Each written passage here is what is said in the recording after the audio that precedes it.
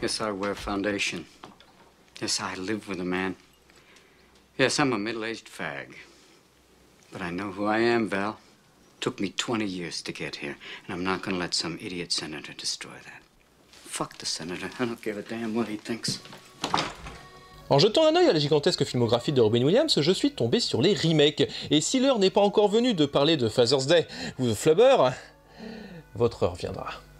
J'avais envie de vous causer un peu de The Birdcage. Remake donc de La Cage aux Folles est réalisé en 1996 par Mike Nichols qui, parce que 2014 est vraiment une année de merde, vient tout juste de nous quitter alors que je suis en plein montage de cette vidéo en ce jour du 19 novembre et qui avait réalisé d'énormes chefs-d'œuvre tels Le Lauréat, Qui a peur de Virginia Woolf, qui s'était battu pour de nombreux droits et de nombreuses causes et qui, il y a 26 ans, quasi jour pour jour, avait aussi réuni Robin Williams et Steve Martin pour la production d'En attendant Godot, la fameuse pièce de Beckett, et qui avait également mis en scène en 2012 Mort d'un commis voyageur avec Philip Seymour Hoffman qui nous a aussi quitté cette année. Et putain, Nichols faisait même partie des 12 seules personnes à avoir réussi l'IGOT, c'est-à-dire parvenir à remporter un Emmy pour la mini-série Angels in America, un Grammy pour An Evening with Mike Nichols et Helen May, un Tony pour, entre autres, Mort d'un commis voyageur, et un Oscar pour Le Lauréat, et donc qui a aussi réalisé la fameuse scène de l'église qui inspira le nom d'Hélène de Monkey Island. Tout est lié.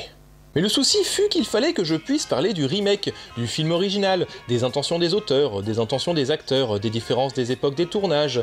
Et bref, c'était plus simple en montrant ma gueule. Du coup, alors vous attendez pas à voir une critique nostalgique, parce que déjà c'est pas le titre de la vidéo, mais plutôt à une chronique habituelle quoi, mais avec ma gueule dessus. Et avant de parler des deux films, commençons par le tout début. Jean Poiret eut l'idée de la pièce de théâtre originelle après avoir assisté à une représentation de L'Escalier, une pièce écrite par Charles Dyer sur les relations tumultueuses d'un vieux couple homosexuel, dont Stanley Donen sortira un film avec le très chouette Rex Harrison. En gros, il voulait faire la même chose, mais en comédie, en reprenant aussi les tics et les mimiques du vieux sketch des Antiquaires où Michel Serrault et lui, justement, interprétaient deux vendeurs efféminés conseillant un client joué par Michel Roux. Oh, une poêle, Coco. Ah, si, voilà, une poêle à frire. Oh, monsieur, alors tenez, je sais pas ce qui me retient de vous jeter à la porte de cette boutique.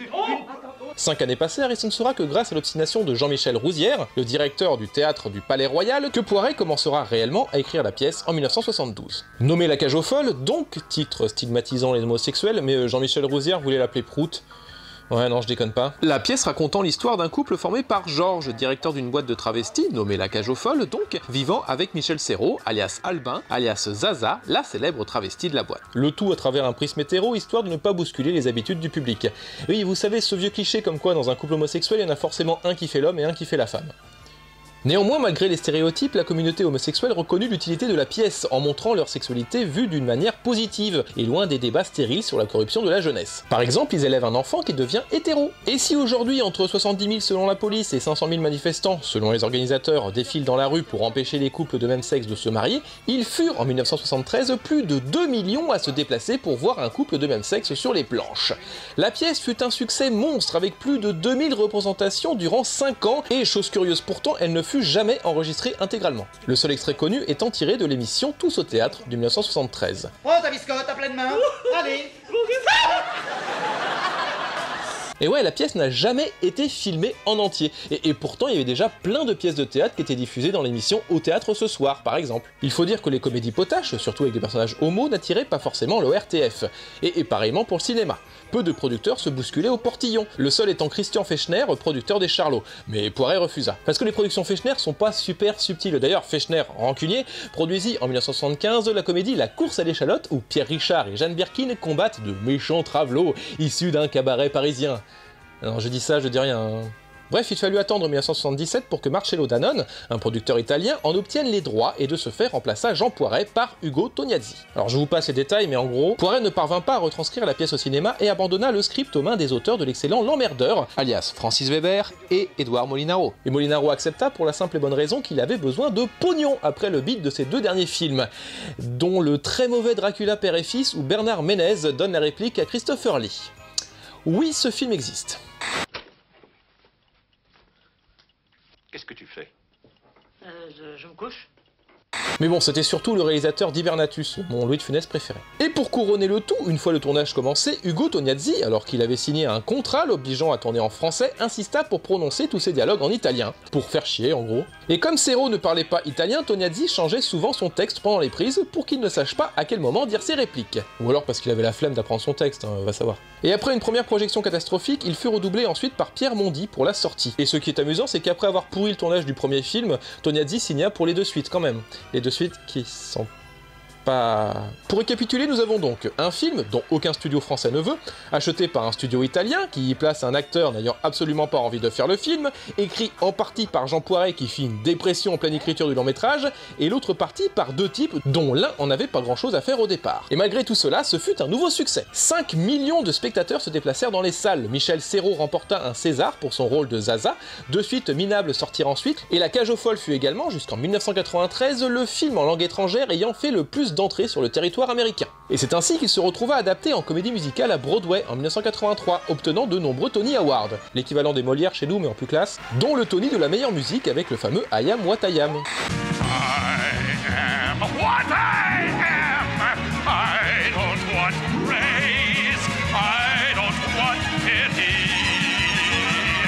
Et la pièce gagna surtout le Tony du meilleur livret pour Harvey Fierstein, oui, le frangin de Robin Williams dans Madame Doubtfire, qui en profita pour faire son coming out en direct en remerciant son mec de l'époque. I have to thank the incredible cast, all the people that were so supportive, even the Torch Song people who kept me company, and of course my lover, Scott, who's typed everything late at night. Thank you all, I love you, thank you. Ouais, une première dans une cérémonie de remise de prix. Ce qui nous emmène en 1993. Tom Hanks reçoit un Oscar pour son rôle d'homosexuel contaminé par le virus du sida dans Philadelphia et ouvre enfin les vannes de la représentation frontale de l'homosexualité à Hollywood. Pensez donc, à part l'escalier de Donen ou La chasse de William Friedkin, que vous connaissez sûrement parce que c'est là d'où est issu.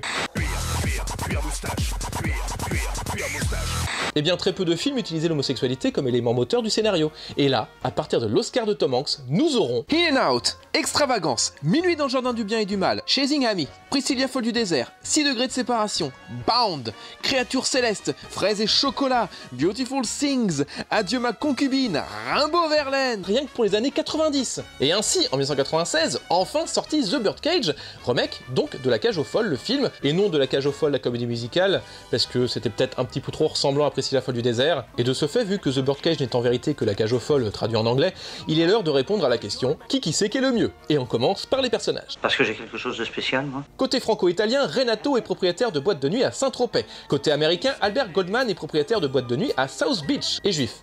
Non, je sais, c'est con de préciser, mais ça aura une importance pour la suite. Et au niveau du jeu des acteurs, nous avons un Robin Williams tout en feutré qui se permet tout de même une improvisation à un moment. Fosse, you do Martha Graham. Tout en gardant son cosplay de Tom Selleck durant tout le long du film.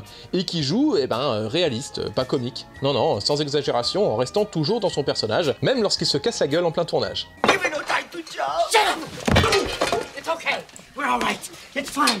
Just shut up, goddamn you. It's all right. Stop crying. Goddamn you. What are you standing there for? Go! She'll be here in a minute. Go!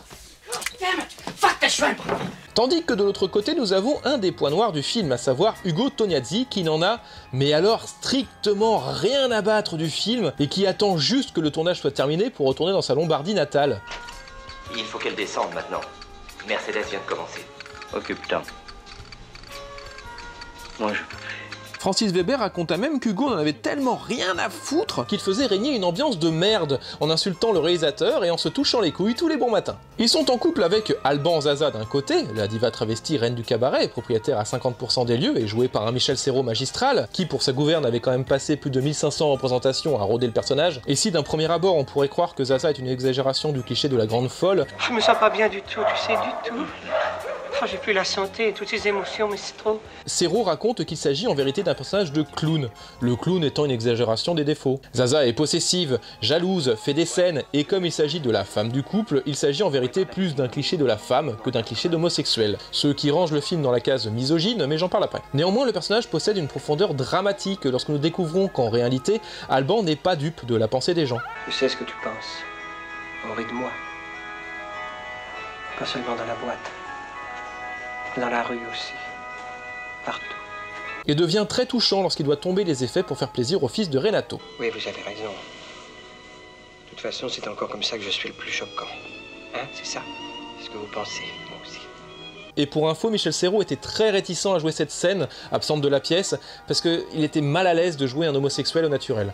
Et du côté américain, nous avons Armand, alias Starina, alias l'excellent Nathan Lane, alors une énorme star à Broadway, qui avait doublé Timon auparavant dans Le Roi Lion, alias le second membre d'un couple masculin éduquant un enfant, qui joue ici le second membre d'un couple masculin éduquant un enfant. Et donc c'était enfin le premier grand rôle sur grand écran, après être apparu de temps en temps ici, et là, en tant que personnage secondaire. Et effectivement, si Nathan souffre de la concurrence, à cause surtout des longueurs d'avance de Michel sur Zaza, il parvient néanmoins à retransmettre les fêlures du personnage derrière le masque. Et notons que Nathan fera également son coming out quelques années plus tard, ce qui lui ferma étrangement les portes d'Hollywood. Et oui, bande de petits malins, hein. Vous auriez pensé qu'après le succès de Mrs. Doubtfire, Robin Williams aurait joué le travesti, et vous auriez raison puisque le rôle lui avait été proposé à la base, mais non, il voulait justement pas faire la même chose et choisit Albert à la place. Bref, nos deux films débutent quasiment pareil, avec un petit travelling moche, style enquête exclusive sur D8, pour pénétrer dans l'ambiance de La Cage aux Folles, le cabaret pas le film, et avec un énorme avantage niveau technique pour la version de 1996, en commençant par un très chouette plan séquence hyper compliqué, débutant par un long travelling en hélico sur l'océan, en direction de South Beach, le lieu où se déroule l'action, avec une transition invisible lorsque l'on pénètre dans The Birdcage, le cabaret éponyme. Le tout sous We Are Family des Sledge Sisters.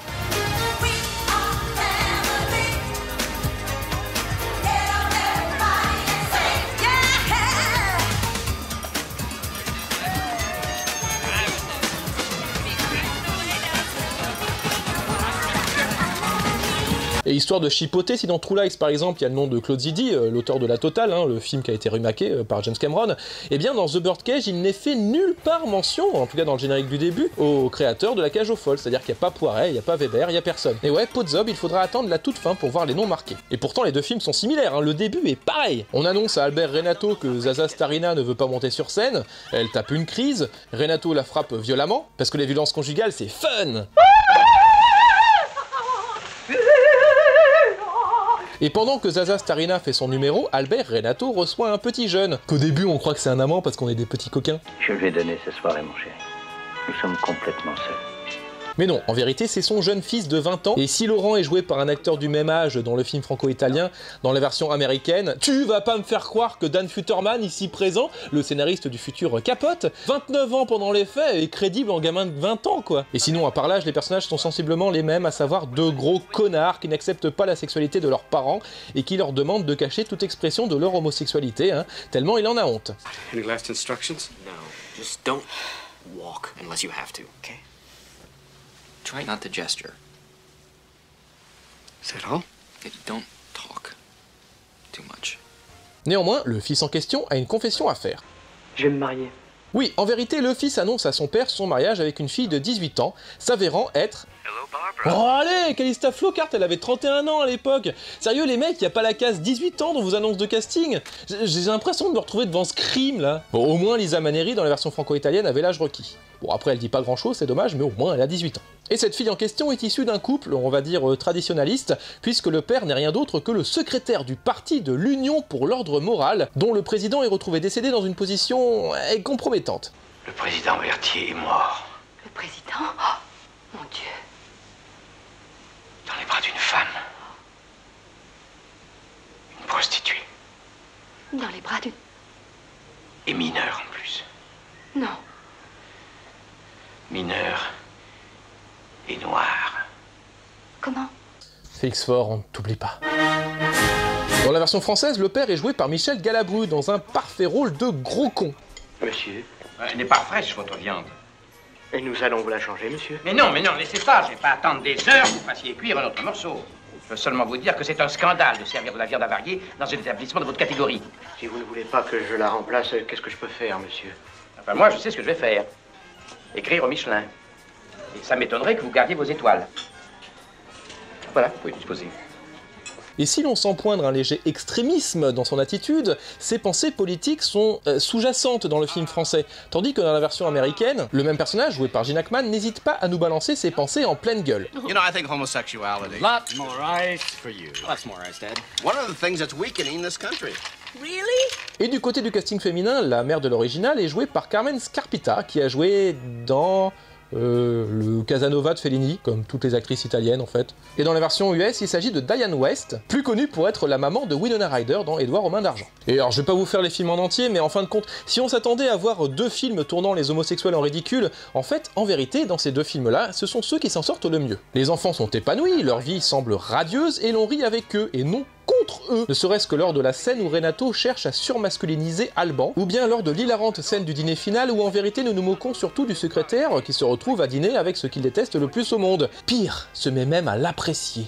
You have a beautiful voice. I could have spread my wings and done 1,000 things. Le coup de grâce est donné lorsque sa propre fille, dans la version américaine, énonce I would have really liked to have had you as my family.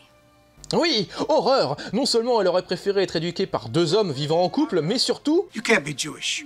Ouais, dans The Birdcage, le fils demande aussi à ses parents de cacher leur origine judaïque. Parce que le fils est un con, en fait. Alors, ok, la version de 1978 comporte quand même beaucoup de passages avec des folles hystériques, ne serait-ce que le domestique qui...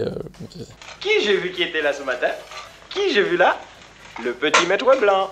Mais bon, c'est une comédie de 1978 issue du théâtre, donc on peut pas tout avoir. Vous, les Français, vous faites vraiment un café de merde. On m'a déjà traité de nègre, on m'a déjà traité de tante, mais jamais de français.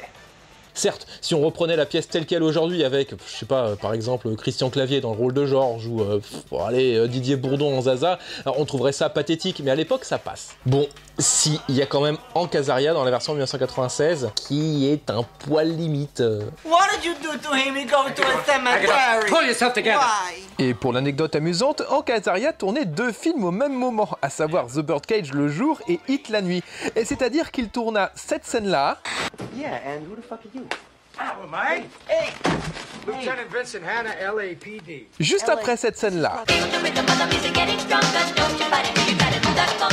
Mais alors, si les 2 films, on l'a vu, ne portèrent pas atteinte à la communauté homosexuelle, on ne peut pas en dire autant des femmes. C'est simple, aucun personnage féminin dans la version 1978 est montré de manière positive. Zaza, déjà, est une exagération de la femme, selon le point de vue de Jean Poiret, avec le passage aussi où Zaza doit se faire défendre par son mari.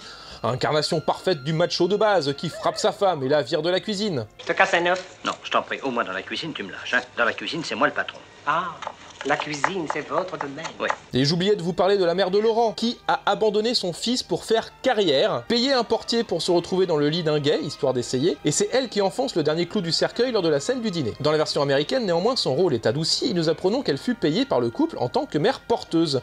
Enfin, dans La Cage aux folles, même la mère et la fille n'ont quasiment que peu droit à la parole, sans compter le peu d'effusion de sentiments entre les 2 enfants, qui pourtant vont se marier, tandis qu'au moins Ali McBeal se rebelle à la fin du film américain. Et ainsi, les 2 longs métrages restent assez sympathiques à voir. La version 1978 est plus comique, la version 1996 est moins problématique, et vous l'avez vu, les 2 films furent produits avec les meilleures volontés du monde. Mike Nichols voulut que son film puisse aider à mieux faire accepter les couples homosexuels, en pleine période de débat sur le sujet, parce que la même année fut votée la DOMA, c'est-à-dire c'était une loi américaine interdisant le mariage entre personnes de même sexe. Tandis que Robin Williams accepta le rôle en espérant ainsi montrer une possibilité de réconciliation entre conservateurs et homos, et apporter une image positive sur la communauté. Et le film engrangea 124 millions de $, restant encore aujourd'hui le film avec des personnages homos ayant engrangé le plus d'entrées possible et considéré encore de nos jours comme la pierre angulaire sur la non-diabolisation des couples homosexuels. Et ça, c'est déjà pas mal. You're an amazing guy. It's incredible to work with you. I mean, you're a very brilliant child. Obviously, we've talked about that. A brilliant child. It's rumored that you even had final cut at your own circumcision. The best thing, man, after my heart surgery, you sent me this incredible email, and it meant more to me than any medication. So that was a wonderful thing, man. Thank you. Muzzle tough. You deserve it. Enjoy the rest of the rat f***. It's your night, man.